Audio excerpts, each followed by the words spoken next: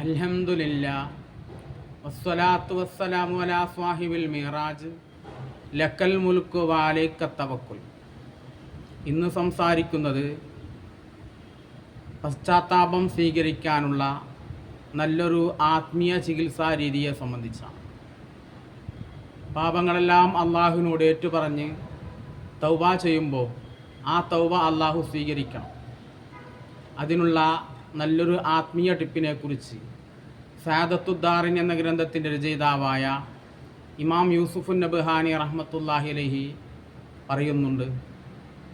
ഇമാം യൂസുഫ് നബ്ഹാനി റഹ്മത്തുള്ളാഹി അലൈഹി പറയുന്നു, വമൻ ഖറഅ യാ തവ്വാബു ബഅദ സ്വലാത്തിൽ ളുഹ സലാസമിയത്തിൻ വസിത്തീന മറാത്തിൻ.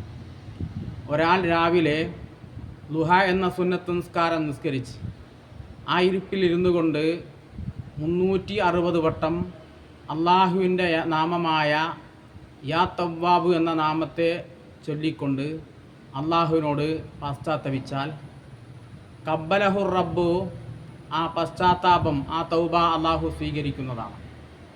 അവൻ്റെ പാപങ്ങളെല്ലാം വിട്ടുപുറത്ത് അവനെ നല്ലൊരു ജീവിതത്തിലേക്ക് അള്ളാഹു എത്തിച്ചു കൊടുക്കുന്നതാണ്.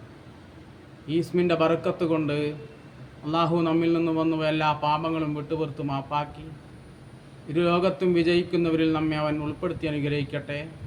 വആഖിറു ദഅവാനാ അനിൽ ഹംദുലില്ലാഹി റബ്ബിൽ ആലമീൻ. അസ്സലാമു അലൈക്കും വറഹ്മത്തുള്ളാഹി തആല വബറകാതുഹു.